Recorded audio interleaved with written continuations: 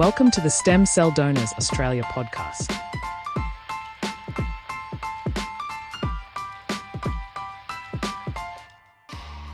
Today we hear from Simon, who shares his family's experiences after his youngest son was diagnosed with leukemia as a baby.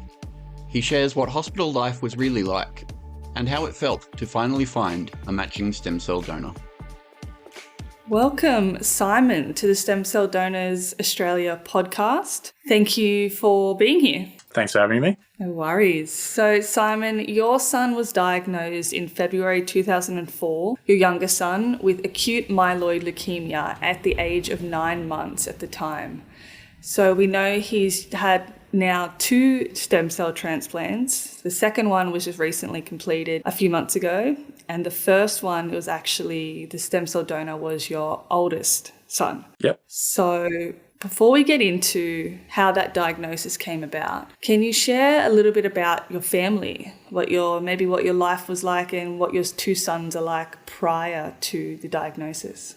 Yeah, I guess there's certainly nothing special about us. We were just, I suppose, a young family. Had a 5-year-old son at the time. My older son was 5. The youngest who was diagnosed was 9 months. Prior to that, we were just, living life normally. My wife was on maternity leave with the youngest. I was still working full-time. I'd recently, in the last few years, had started an apprenticeship. So was starting to get towards the second half of that at the time. And we were just kind of going about life, just kind of preparing for my wife to head back to work as a high school teacher, sort of in the next few months. But everything was, just normal.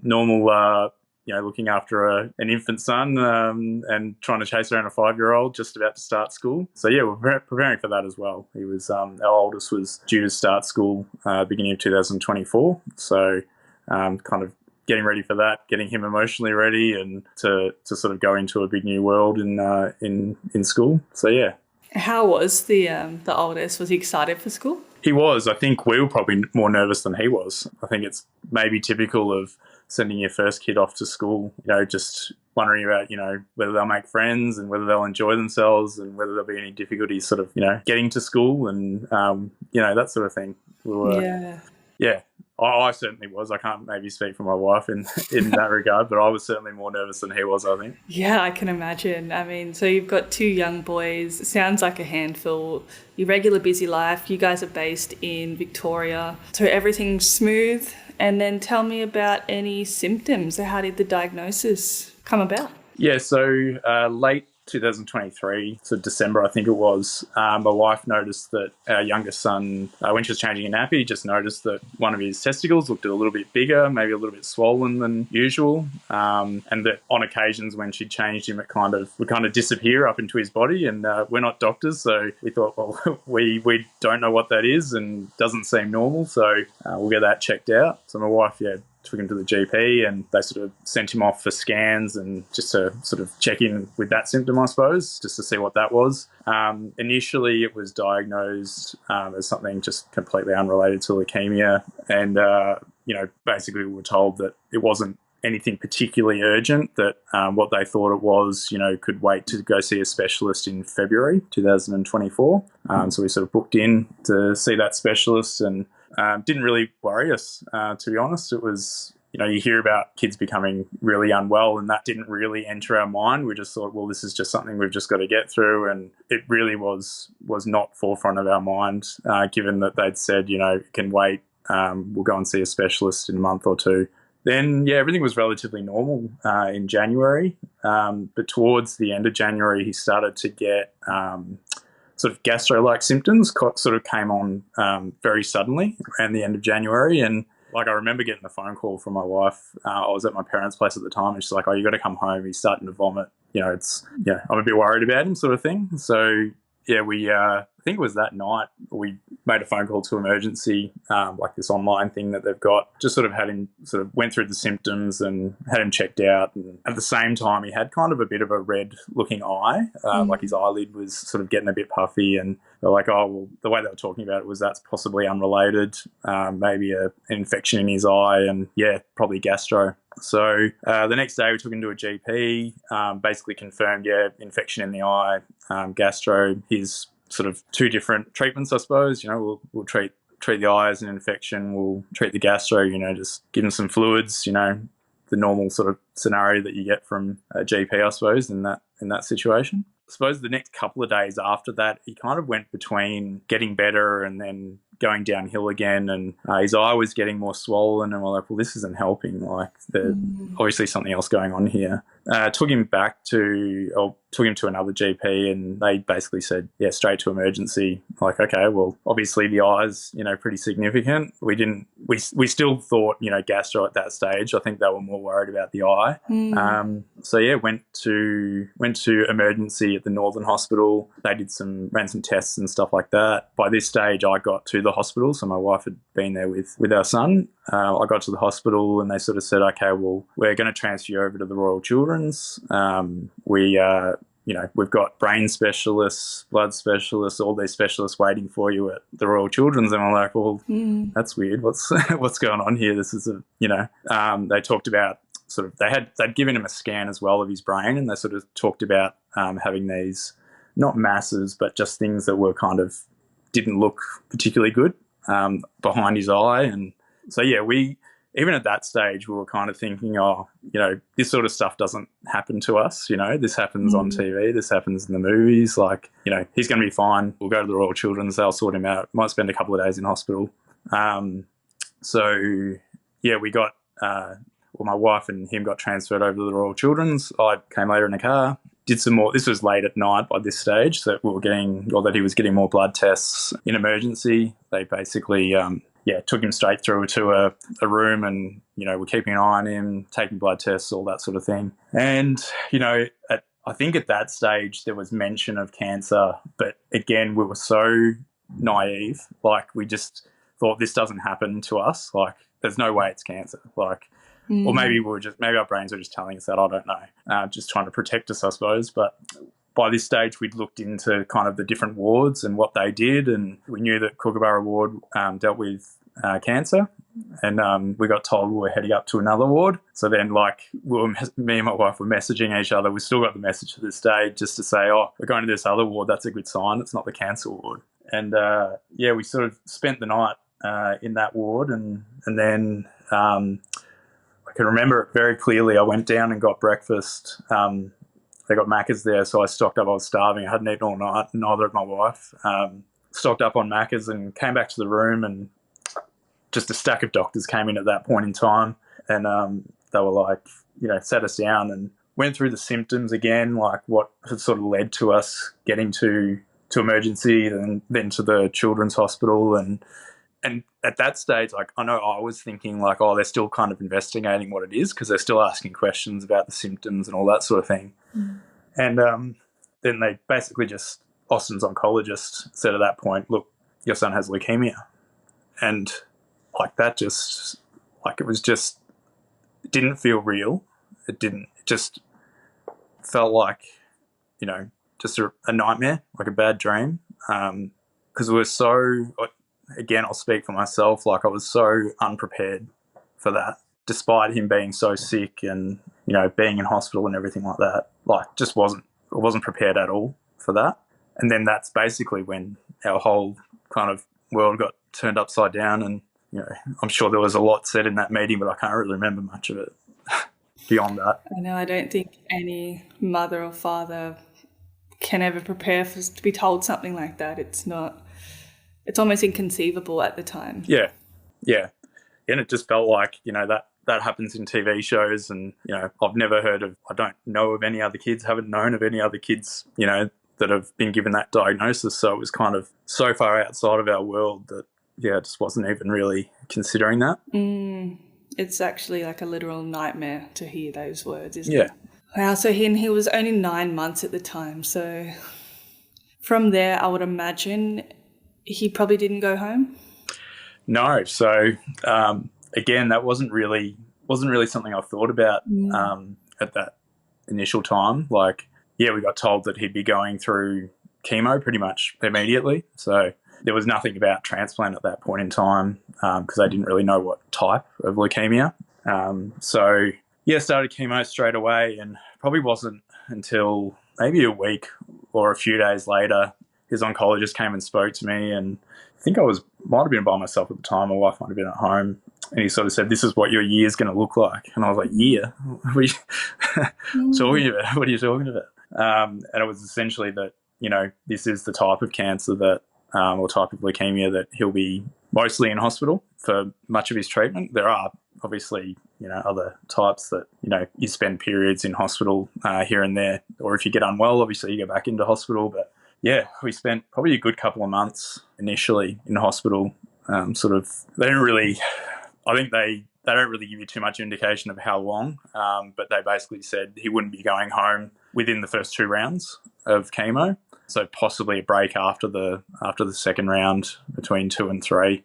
So yeah, that was it was pretty brutal, and it was interesting. Like, you see other families come in and get the diagnosis, and it's horrible seeing that other families having to go through the same thing that you went through sort of a couple of weeks before or a week before or whatever, and then they get to go home for a period of time. Like, within that first, like, oh god, we're all unlucky to be in that situation, but yeah, having to spend a couple of months in hospital first up, that was it was pretty hard. Yeah, 100%. That you go to a doctor thinking that your son has gastro, and then you're not home for 2 months.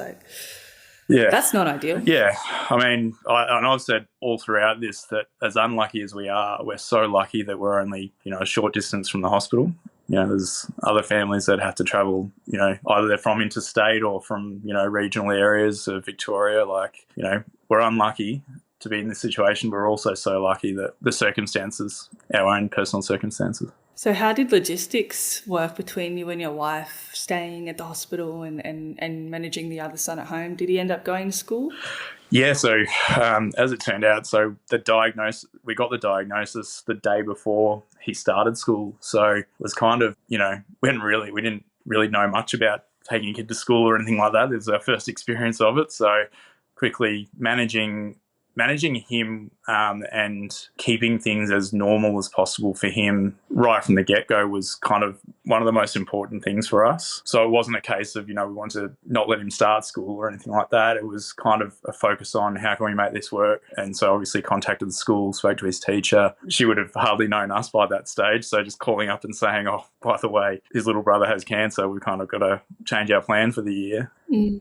It's especially when you're still trying to process it yourself. Like, I still haven't really processed, obviously, the diagnosis, but then still having to talk to other people about it. Yeah, it was hard. But yeah, we had a plan to kind of make sure that we kept things as normal as possible for him. And so that meant, so my wife was breastfeeding at the time, so it wasn't really an option for me to sort of stay at the hospital overnight initially. But yeah, my wife did sort of 4 nights, I think it was initially, and after the 4th night, and I can completely understand it having done it now, she was just like, I can't do this every night. It's really hard to do 1 or 2 nights, let alone, multiple nights in a row. So kind of made the plan that as hard as it might be, because she was breastfeeding, we'd just do it. We'd do 1 night each at a time. And since then, it's pretty much been that, just taking it in turns. And I suppose the plans worked because, as much as we might have a bad night at hospital, at least we've got the next night to recover. And,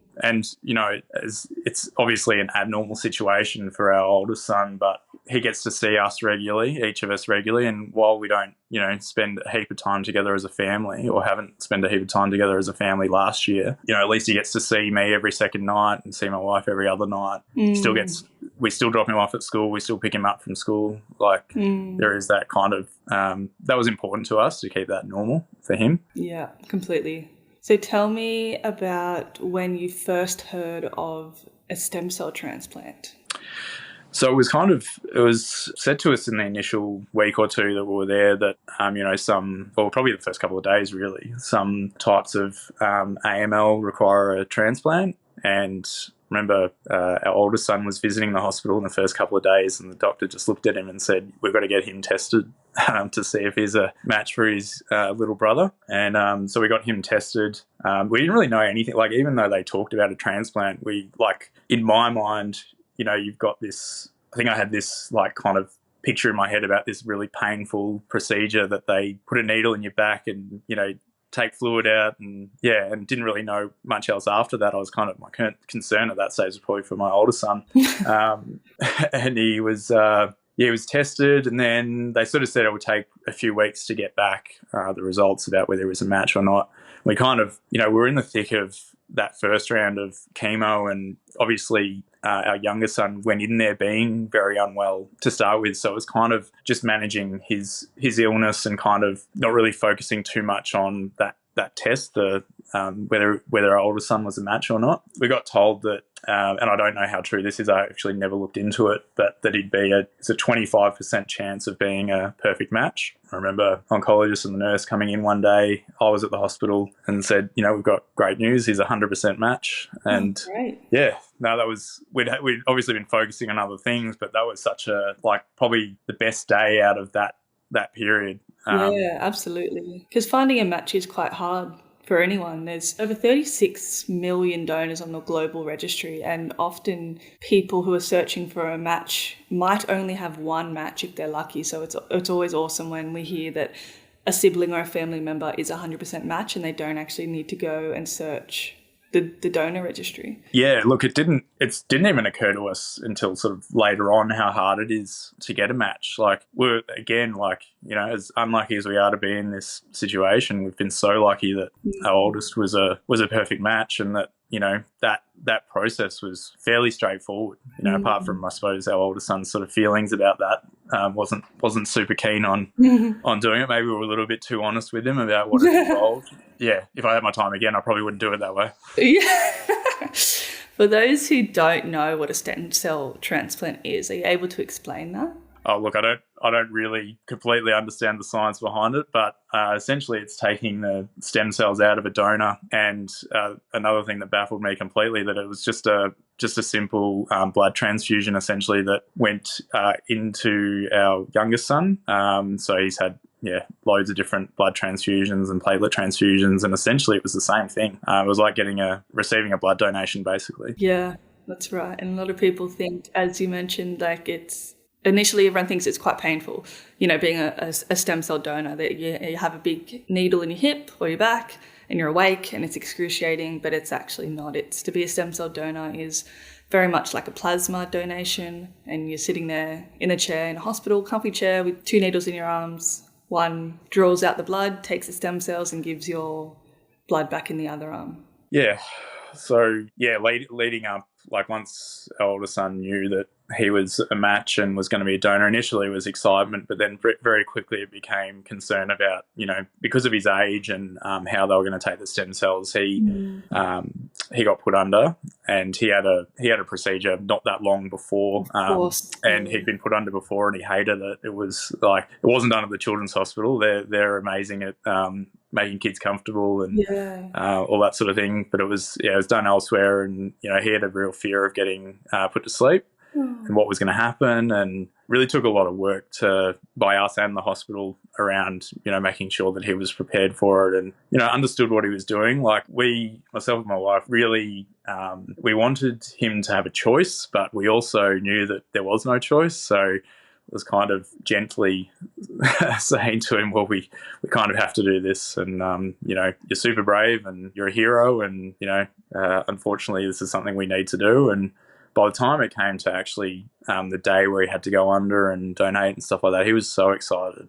Good. You did a good job there. He couldn't wipe the smile off his face. He was very well prepared. The hospital were fantastic about, preparing him and making him comfortable. And, he was excited about being able to spend a night in hospital after the procedure, which, that's because of his age and the procedure, that's why. But otherwise, obviously adult donors don't have to do that. Yeah, that's actually a good point. So, the blood draw that I just described, that's 90% of the time it's PBSC, what they call it. But often, when you're donating to a young child, they'll do it via the bone marrow, which is, as you just said, under anaesthetic. And so, you often, even with adults, if there's a matching stem cell donor and that the donor is donating to a child, they'll go under. And again, not painful, you're under anaesthetic. The stem cells get drawn from your bone marrow, and it's usually about an hour procedure, I think. Yeah, it wasn't very long at all. Yeah. Pretty cruisy. Yeah. How was he when he woke up? I think he was in a little bit of pain, but we'd sort of planned it so that he's got a very close relationship with his uncle, with my brother-in-law. So we planned it so that he would be there, when he woke up, and had a present for him and stuff like that. So I think he was, really happy with that. Nice. Like I said, bit of pain, but that was managed pretty well. By the time he got up to the ward, he was laughing and smiling and having a great time. I think he loved the attention. Yeah, that's awesome. It's awesome that you were able to get him to that state of mind. Yeah. So that's the first transplant, and he went really well for a little bit. Yeah, it went great. And then tell me what happened. So the transplant was in June 24, and by sort of early August we were out of the ward. My son was ringing the celebration bell, and things looked like they were going to go back to normal. Like it was, I suppose, relatively difficult few weeks, sort of moving home, having us all back in the house permanently. Like we'd had periods at home together, but I suppose it was, getting used to giving medication and all that sort of stuff via his NG tube, and I don't know, kind of trying to get back to normal as well. And, it didn't take long where things started to feel like we were really, traveling really well. Both of our kids were really happy to be together and spending time with each other finally after such a long time. And son was happy and healthy and doing really well. Obviously going back to hospital for routine tests and checkups and that sort of thing, but everything was coming back really well. And then it wasn't. He had a routine test in November, and that came back with some leukemia cells were in his bone marrow. And it's weird because that day I had a really bad feeling, and I know maybe it's parents' intuition or something, I don't know, but I just had a really bad feeling and pulled into the driveway, and my wife came out to the car, which she never does. Came out of the car and said, "Oh, doctor wants to speak to both of us on the phone in 15 minutes. I'm like, well, that can't be good. Sat down on the couch, waited about half an hour for the phone call, which was even worse. And he said to us that leukemia cells have been found again, and whilst it wasn't classified at that stage as a full relapse, it was really gutting at that point because he'd been through so much, and we were so all the tests had been fine up until that point, and it just kind of floored us really. Like in some ways it was worse than the initial diagnosis because, we obviously had been through it all before, and having seen what he went through and then it still came back, it was, it floored us. We were walking around like zombies for a week or so, I think, after that phone call, just kind of not really knowing what to say, not really knowing what to do. Yeah, it was rough. But they kind of put in a treatment plan for that month or throughout December or end of November, December, to try and, get rid of those cells. He had another test day before Christmas, 24, and, doctors asked us, do you want the results when we get them, or do you want to wait until, enjoy Christmas, that sort of thing? Or like, honestly, we just want to enjoy Christmas. We don't want to think about it. So, let us just enjoy that, and then when you need to, let us know. So as it turns out, our appointment was on New Year's Eve. So we went into the hospital on New Year's Eve during the day, and got told that unfortunately he'd relapsed, and that he'd require more chemo and another transplant. So they told you straight away would need another transplant? Yeah. So on that, when we were told that officially, because the cells had been found elsewhere, that he'd officially relapsed, and that he would require another transplant. I don't think I'd even thought about that possibility before that was said to us, to be honest. I don't think that there was any reason for us to look up whether you needed a second transplant. And so did they explain to you now this time they needed to go onto the global database for a search? So I think it probably comes with the territory of, there not always being a match on the registry. So, I think it was said, we'd go to the registry, but also we're going to get both of myself and my wife tested. We're obviously never going to be 100% match for him, like probably closer to 50%, because he takes it sort of half from me, half from my wife. So they sort of said that, we'd both get tested, and then I suppose the better match out of the two of us, the healthiest out of the two of us would probably be used. And that's what we had in our mind, that that's what it was going to be. And it actually wasn't that long later that we found out that there was a potential match and on the register, and we potentially wouldn't really have to worry about us not being a full match. So they must have found a pretty good match. So they usually rank it out of 10, like an 8, a 9, or a 10 out of a 10. Do you know what the match was? I think it might have been a 9 out of 10 or something like that. Nice. Which, how it was explained to us was that the one that it's sort of missing didn't matter too much, and that, it was essentially a 100% match. That's so lucky. Yeah, so again, we haven't had this experience of waiting around for a match or anything like that. So we've been so lucky to have found 2 matches within the space of sort of 18 months. And had you spoken to other families on the ward who were waiting for matches?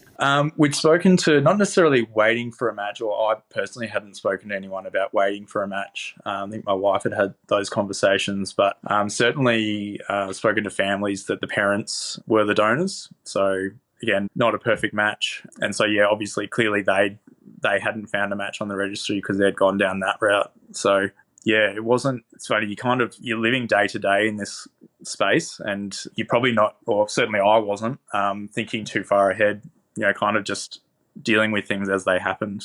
So I suppose I wasn't really thinking about necessarily whether there wouldn't be a match on the registry. Yeah, well, that's good. Yeah. Because, unfortunately we do know patients who have been searching for months and months and still can't find a match. Did the doctors kind of mention how the heritage and ethnicity of the donor and the patient plays into how well that match is? Yeah, well, I remember just looking into it a bit more around how hard it is to find a match, and obviously hearing about kids that, had their parents as donors, and had the conversation with the doctor about, one of the doctors about, how easily our son happened to find one. And generally speaking, when you're, I suppose, white Australian, for lack of a better explanation, you've got a much better chance. There's much more, I suppose, availability of matches on the register. And the more I think about it now, the more I think that that's even bizarre, because my wife's Italian background, I've got, my grandfather was Indian, where our son's, a mix, and yet somehow, managed to get a pretty good match. Yeah, that's incredible. Do you know anything about the donor? Was it an Australian donor or overseas donor? As far as I know, they were Australian. You don't really get much detail, which is fair enough. I think that's another thing. I suppose if you are going to donate, your details are sort of kept pretty safe. Yeah, there's definitely an anonymity about it. They don't share the details. Yeah. But I'm not sure if you guys know, you might, that after 2 years of the anonymity, the donor and the patient get an opportunity to share details. I didn't know that. No. Yeah. So we do know of donors and patients who have eventually years later met up and contacted each other, and which is kind of cool. It's nice that you have that option. But yeah, the first 2 years, while everything's settling and the transplant's taking place, definitely no contact. Yeah. Well, that's awesome to hear. I mean, it would be nice to get that opportunity to thank that person if they were open to it. Yeah, keep that one up your sleeve. Yeah, definitely. Well, I mean, that's up to them really at the end of the day. I'm sure we would jump at the chance, but yeah, it's nice. We've read some letters that have been exchanged. It's pretty cool. Yeah. So he's had his second transplant. How long ago now, and how's he travelling? He had it about a month ago.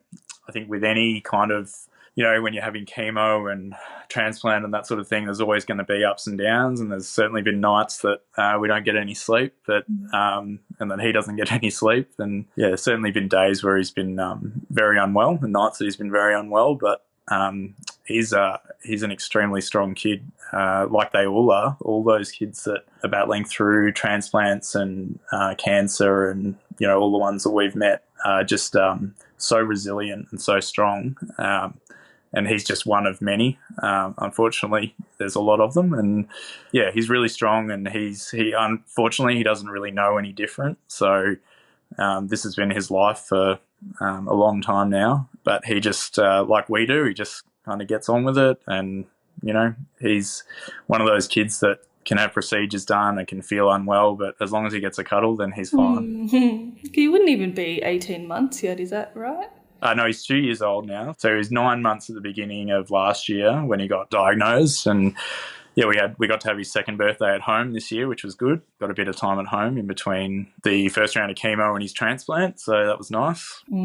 It's a bet it would be after all that time apart. It's very difficult being in hospital and the family's split up and parents are split up, brothers are split up. Like, it takes a toll.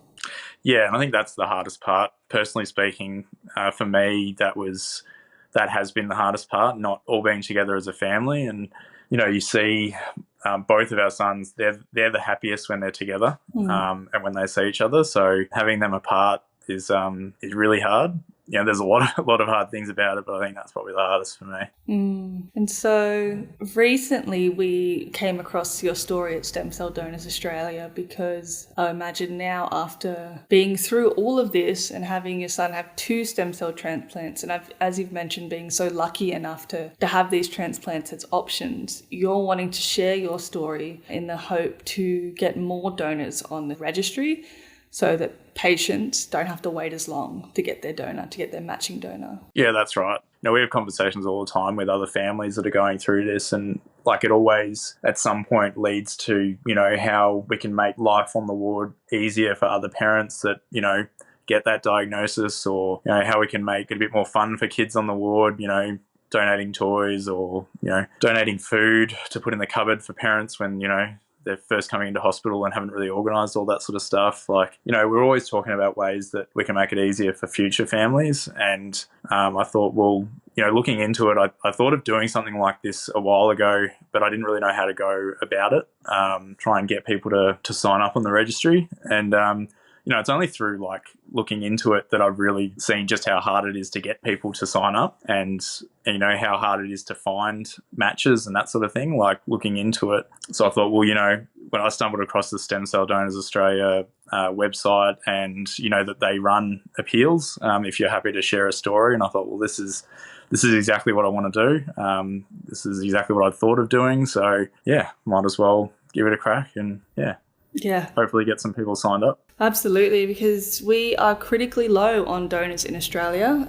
We're actually one of the lowest registries in the world that have donors. Some other registries, for example, Germany, they used to have them kind of conscripted into their culture. So everyone, it was almost like an opt-out policy. So everyone is just signed up immediately, and then if you don't want to, then you opt out. But in Australia, it's very different.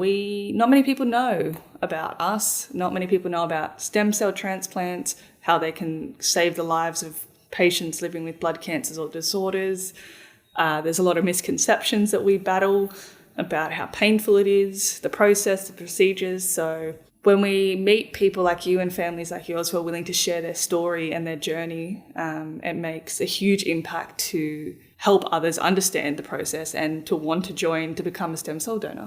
Yeah, it's interesting. I've spoken to a lot of people that are kind of over the age, the 35-year-old, like a lot of 40-year-olds I've spoken to, you know, they can remember signing up to be an organ donor when they got their license at 18. And I did the same thing when I was 18. You know, it's like, well, I'm not going to need them at that point, so I'll happy to donate my organs. And just like the fact that I'm 40 years old and had never really heard of the registry, I thought, well, you know, that's got to change, even if it's just a small step towards, you know, getting people made aware of it, you know, start the conversation around how easy it is for a start, and how easy it is and how much it makes a difference to families and, you know, particularly kids. I know obviously it's adults are going through similar things as well, but it's obviously got a long way to go to potentially get an opt-out system, but you know, even if there was more information around that period that, you know, people are getting their license and turning 18, and I mean, that would be the ultimate goal, but absolutely. Start small. Yeah, get them in there when we're 18, or they're signing up to the police or the cadets, or even at school. We're not able to go into schools at the moment, but because we've got a aging registry as well. Because again, not many people, the young guys, don't know that we exist. So, you know, people often 35, 40 have got some lived experience. I'm more than happy to join, but we do have an age limit. So if you're listening, it's 18 to 35 to join the Stem Cell Donors Australia registry. You can do that via our website. A simple cheek swab is all it takes. It gets sent free to your home. You swab your cheek, send it back, and you're on the registry. And the reason for the age limit is younger donors have better patient outcomes. So as we get older, our stem cells are not as many in the body. Males are often preferred, mainly because they have more stem cells. So from a recruitment perspective, we need to target younger generation so that our registry doesn't get too old. Yeah, and I suppose that's another point as well, that sort of in my reading a bit about it recently and talking to people that are sort of 33, 34 years old, and they're like, oh, well, I'm only going to be on it for a couple of years, so what's the point? And it's like, well, actually, no, you register up until you're 35, but you stay on the register until you're 60, I believe. That's correct. So it's certainly not a waste of time, even if you're 34 or 35 years old now. Yep. Yeah, it can still help. Absolutely, yeah. And people get, selected at all different ages. If some people, the only match they can find is a 45-year-old, then they're going to do that, right? Because often, as we know, it becomes the last option of treatment. So you don't often get offered a stem cell transplant unless your chemo and your other treatments have failed, they're not working. It's a last resort. So when you're searching for a donor, it's pretty much life or death at that point. Absolutely. Like, we're under no illusions that our son is still fighting for his life at this point. We know it's a long road, and it's we've at least been given a chance, and that's we've been given 2 chances, and that's an amazing feeling. That someone has kind of given the ultimate gift of giving us a chance, giving our son a chance. Yeah, it's pretty cool that a stranger has said yes to this, Yeah, I can't even imagine what that's like. Obviously not being able to register myself because I'm too old. Just getting that phone call to say, we've got someone for you.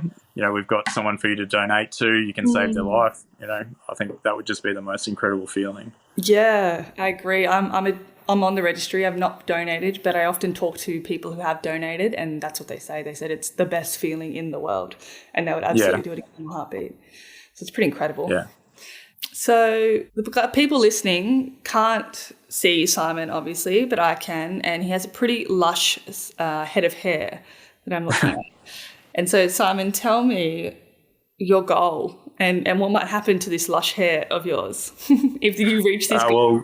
It's the beard and the hair. So once, I've got, I suppose, shoulder length hair, I suppose you'd call it. The goal is once we get to 100 people that have registered, so sent in their swab and gone on the registry, I'll shave my head and shave my beard, and the plan is to donate my hair. So hopefully another patient can get some use out of this hair, maybe, if it's any good. Hopefully it is. Yeah, that's a beautiful mission, Simon. And if those of you who want to support and go between 18 to 35 and want to become a stem cell donor, you can head to our website. There's an appeals section that you will see Simon's appeal. You could also head to our social media where you've got the link in bio. And so if we get 100 donors, Simon is going to shave his head and beard. Have you ever done that before? Have you ever been short hair? So for much of the last 20 years, I've had long hair. I did have a haircut when I had to get a job.